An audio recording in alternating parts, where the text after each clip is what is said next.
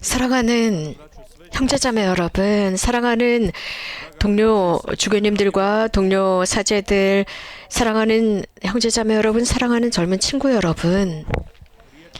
저는 오늘 강론을 시작하면서 먼저 교황 프란체스코의 말씀으로 시작하고 싶습니다. 주교들에 관한 말씀인데요. 이런 말씀을 하십니다. 즉 복음의 기쁨에서 프란체스코 교황님은 이런 말씀을 하십니다. 주교는 때로는 자기 백성 앞에 나서서 방향을 제시하고 그들의 희망을 북돋아 줄 것입니다. 때로는 나서지 않고 그들 가운데 오로지 인자로운 모습으로 머물 것입니다. 또 어떤 상황에서는 백성 뒤에 걸어가며 뒤처진 이들을 도와주고 무엇보다도 양떼가 스스로 새로운 길을 찾게 합니다. 라는 말씀을 하십니다. 복음의 기쁨에서 프란치스코 교황님께서 하신 말씀입니다. 오늘 저는 이곳에 이 교구의 교구장 주교로서 여러분들과 함께하고 있습니다. 또 여러분들 곁에서 아주 단순하고 자비로운 모습으로 여러분들과 함께하고 있습니다. 그래서 여러분들과 함께 듣습니다. 마리아와 함께 사도들이 모였던 것처럼 예수님께서 우리들에게 하시는 말씀을 저도 함께 듣고자 합니다.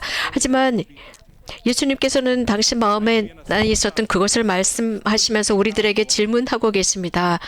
즉 사람들이 나에 관해서 무엇이라고 하더냐라고 물으십니다. 우리는 여러 다양한 미팅을 통해서 사람들과 만나면서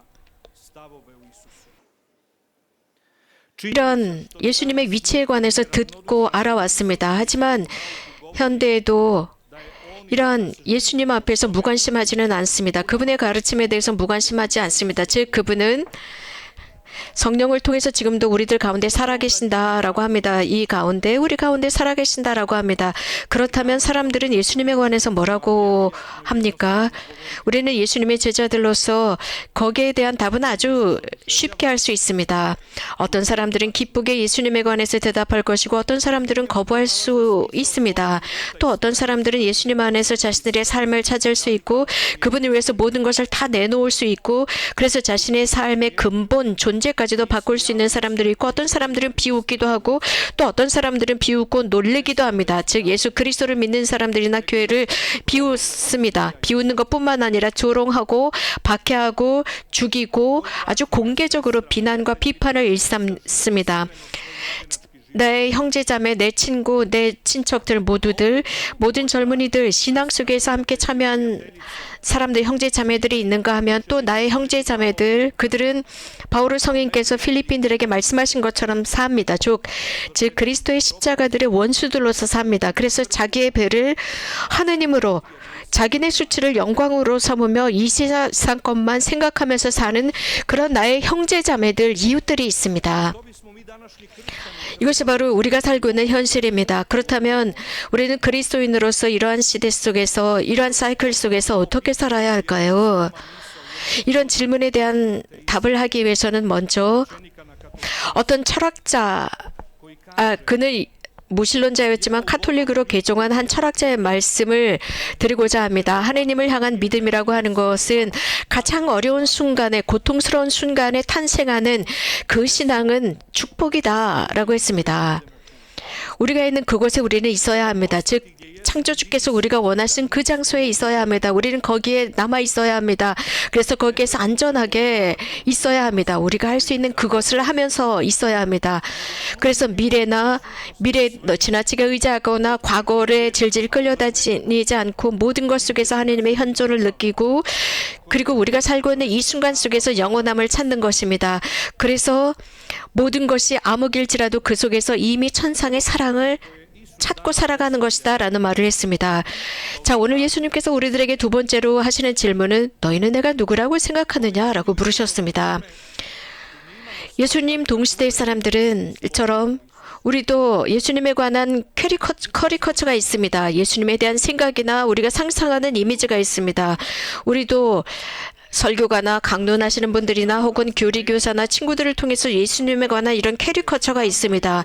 그분에 관한 매스미디어나 여러 다양한 것을 통해서 예수님에 관해서 알고 있습니다. 하지만 정말 우리는 삶 속에서 그분을 인식하고 알고 있는가 진실되이 물어야 합니다. 예수님께서는 우리에게 물으셨습니다. 그 군중에게 먼저 물으셨습니다. 묻고 그리고 나서 직접적으로 우리들에게 물으셨습니다. 즉 사도들에게 물으셨습니다. 이런 질문을 지금 제자들에게 하셨다면 사실 이 질문은 우리들에게 있어도 결정적인 질문이고 결정적인 답을 해야 합니다. 이러한 예수님의 질문을 이렇게 한번 생각해 보겠습니다. 정말 나를 따르고 있느냐라는 질문입니다. 왜 네가 알고 있는 모든 것을 버렸느냐? 너는 내가 누구라고 생각하느냐라고 직접적으로 묻고 계십니다.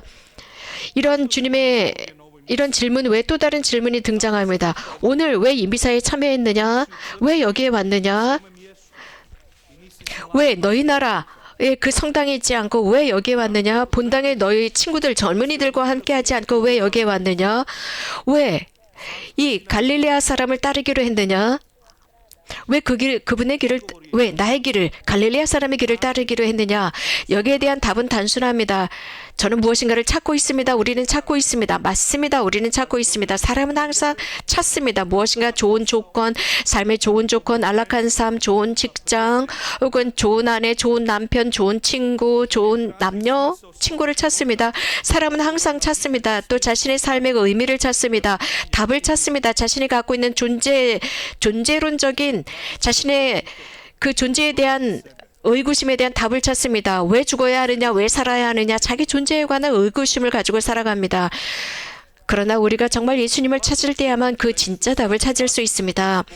우리는 예수님은 우리들의 구원자다, 우리들의 임금이시고 우리들의 주인이시고 하나님의 아들이다 라고 말하는 건 너무나 쉽습니다. 그분이 가지고 있는 여러 다양한 호칭을 답으로 드리는 거 너무나 쉽습니다. 하지만 우리들의 이런 답은 혹시라도 우리가 기본적으로 알고 있는 어떤 지식을 바탕으로 한 것 혹은 제자들의 예수님과 어느 정도 살았던 그 제자들의 답을 우리가 흉내내는 것은 아닐까요? 정말 우리가 그분과 인간적인 관계를 맺고 있었다면 정말 그분이 누구인지 우리는 분명히 답할 수 있을 것입니다. 우리가 그분의 현존을 우리 안에서 체험했다면 우리는 그분의 우리들의 삶 속에서 일상의 존재 속에서 그분의 소명을 알 수 있게 될 것입니다. 누구든지 성부와 성자의 관계, 성령의 관계 속에 있는 사람은 행복합니다. 왜냐하면 신성한 그분들이 누구인지를 드러낼 것이기 때문입니다. 베드로는 예수님은 그리스도다라고 고백합니다. 그러나 예수님께서는 제자들에게 절대로 누구에게도 말하지 말라고 엄격하게 말씀하십니다.